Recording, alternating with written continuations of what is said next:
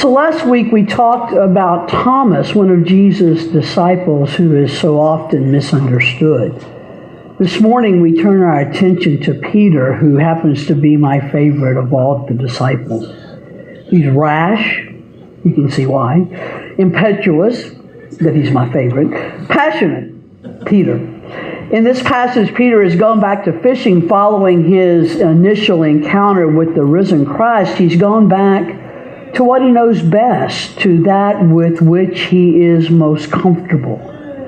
But I'm guessing by the results that his heart is not really in it. I mean, after all, he's struggling. He's struggling to make sense of all that has happened. This Jesus story that's unfolded is hard to understand. It's hard for him to get his mind around. It didn't turn out at all the way he expected it to. And he's struggling with who he is now in light of all that's happening. He's struggling with what his life is to be. So he does what comes natural and he returns to fishing, and he's not having very much luck at all. Then the unexpected happens. Jesus appears to him and the others on the seashore, and he tells them to try it again. Cast your nets on the right side of the boat, he says, and you will find some fish. Well, they do as Jesus suggests, and they end up with this incredible haul of large fish. So large that it almost sinks their boat and tears their nets. As they do, the disciple whom Jesus loved, presumably John, since John's the one telling the story, recognizes the risen Christ, and he proclaims it's the Lord. When Simon Peter hears this, he wraps himself in his coat and he jumps in the water and he heads to the shore to see Jesus. You have to admit it's such a Peter moment, is it not? Seemingly without a second thought, he jumps in the water and he races to Jesus' side. What happens next is one of my favorite stories in all of the Bible, a story in which Jesus recommissions Peter to be the disciple, to be the leader that he's called him to be. But I think to really understand the meaning of this story, this passage, we have to step back and we have to look at it in light of who Peter was, who Peter is. You'll recall that Peter by trade was a fisherman. He was a fisherman who was out fishing when Jesus calls him to leave everything, to come and follow him, to come and be a fisher of people, as Jesus called it. 3 years earlier, as Jesus was making his way to Caesarea, he was preaching and teaching and healing. There came a moment in their day when Jesus stopped and he asked his disciples, "Who do people say that I am?" "Some people say John the Baptist," they replied. "Others Elijah, others Jeremiah or one of the prophets." And then he asked them directly, "But who do you say that I am?" And Peter, brash, foolish, courageous, he just blurts out, "You are the Christ, the Son of the living God. You're the Messiah. You're the anointed one. You're the King sent from God, the one for whom we have been waiting all these years." You see, in that particular moment, Simon Peter gets it. He has a glimpse of who this man he's been following really is. And what's really significant about that moment is that up until then, Jesus had not claimed to be the Messiah. But Simon Peter gets it. Somehow he understands, he knows who this man is. Yet, again, remember, this is Simon Peter. In the very next breath, as Jesus reveals to them the suffering that is to come, the faith that is his as the Christ, the Messiah, Peter balks. He doesn't like what Jesus is telling him will happen, and so he calls Jesus out. Again, this is Simon Peter. Even so, Jesus gives Simon a new name that day, a new identity, a new mission. He says to them, "You are Peter." In Aramaic, it's Cephas. In the Greek, it's Petros. Both of those mean rock. You are Peter. And on this rock, he tells them, I will build my church. You see, Jesus saw in Simon Peter something special. He saw in Simon Peter something that no one else perhaps could see, probably not even Peter himself.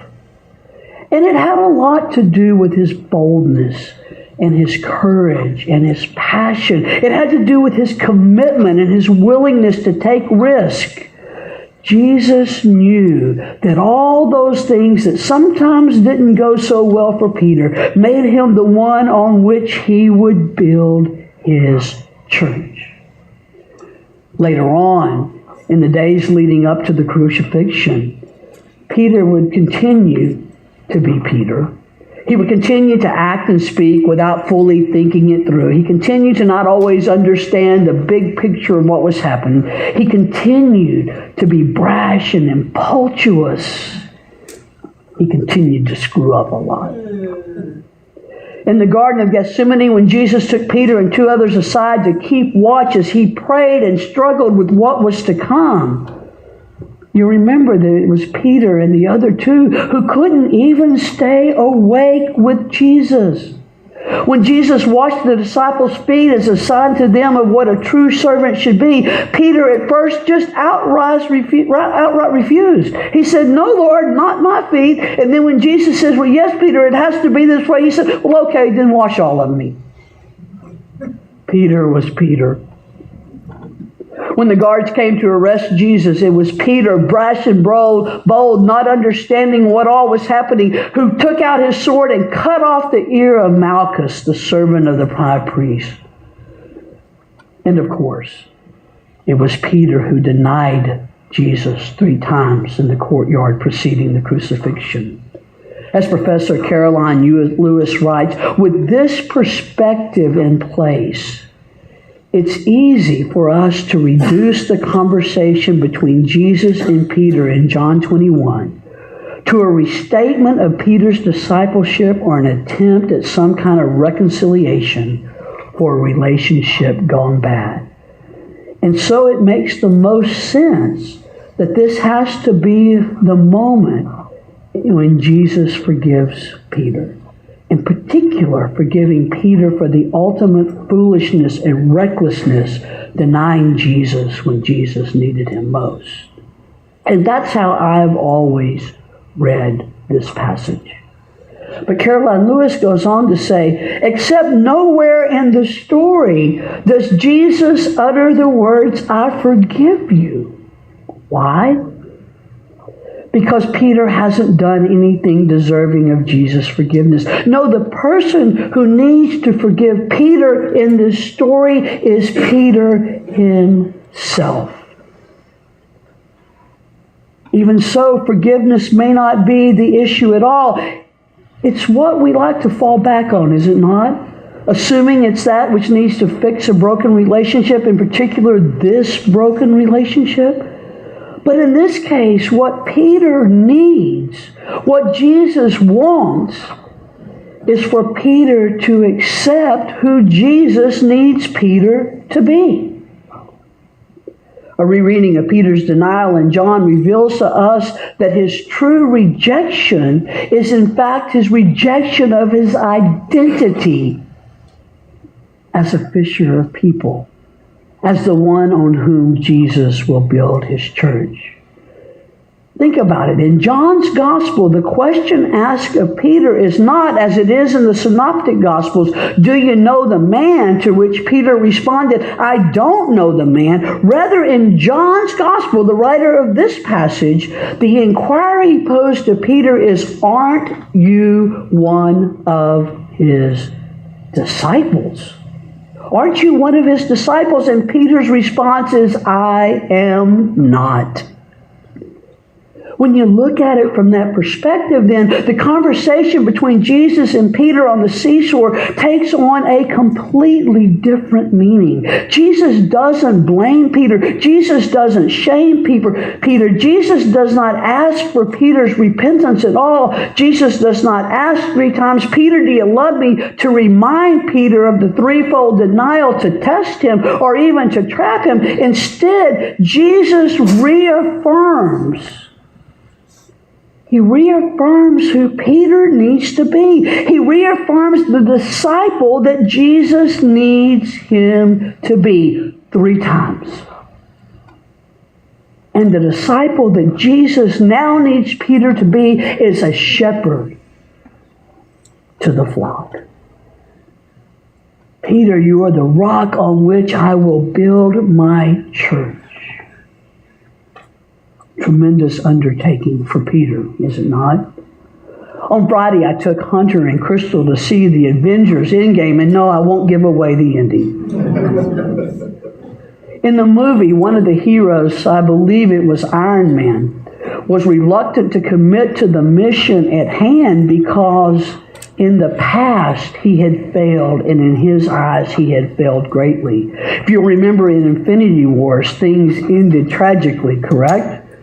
But the other character, another one of the superheroes in the film, the one who's trying to get Iron Man on board, says something profound that I think we all need to hear. He tells Iron Man, I don't judge people on their worst mistakes. I love that, right? I don't judge people on their worst mistakes.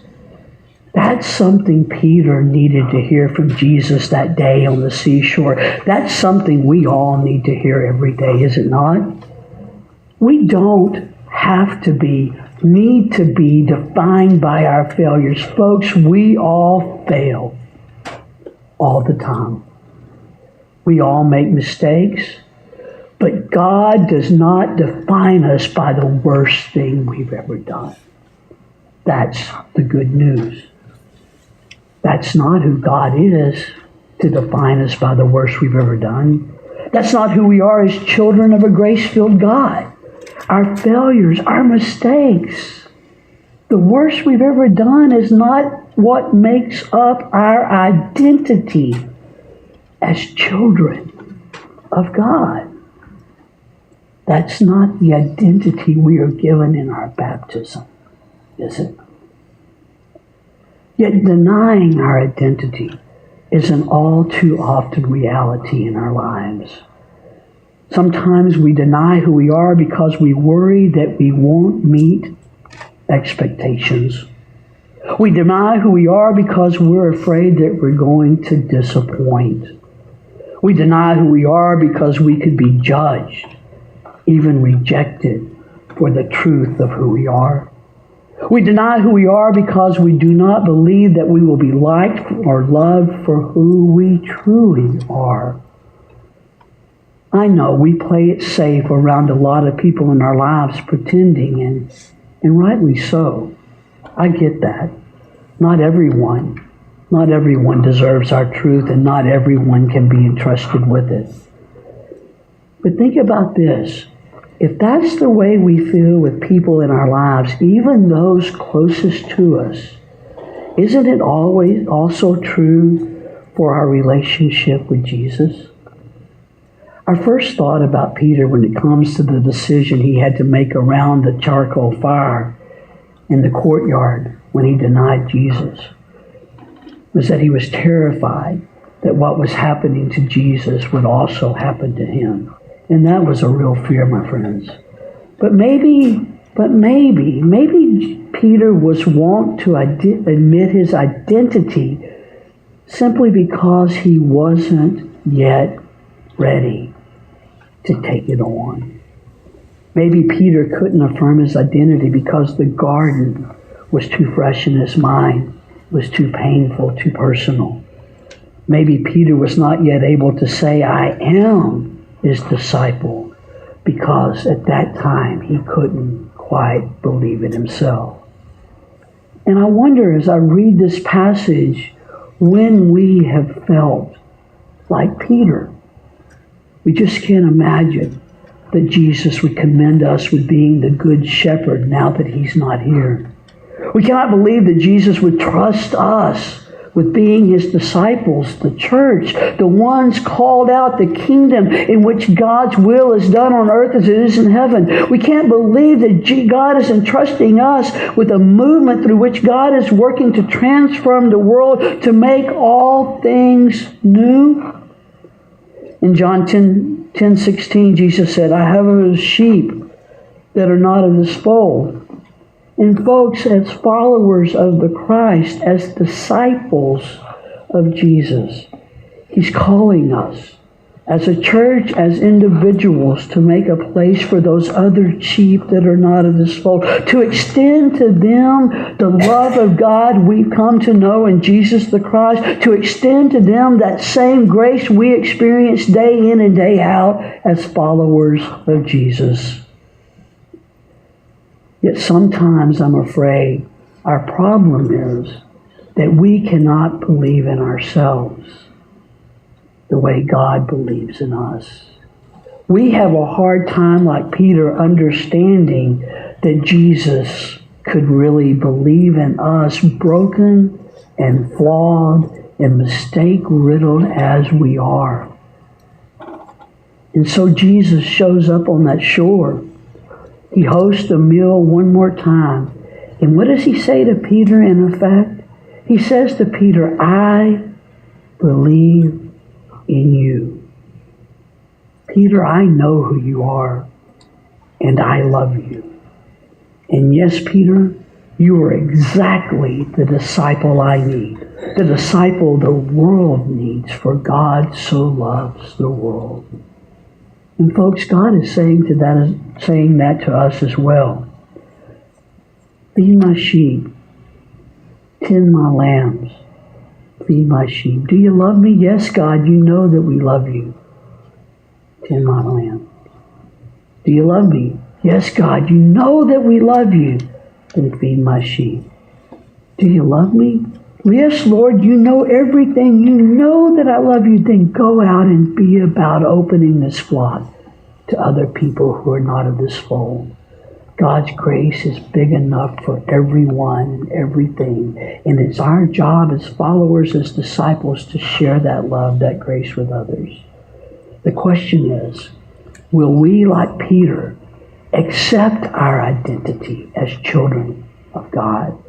Will we accept our call to be Christ's disciples in a world that so need to know God's love and God's grace? There's a lot of competing stories out there, folks. You see them on the news all the time, and that's not who God is. I think we represent the best of who Christ calls us to be, and our job is to make sure others hear the good news of God's grace in Jesus the Christ. Thanks be to God. Amen.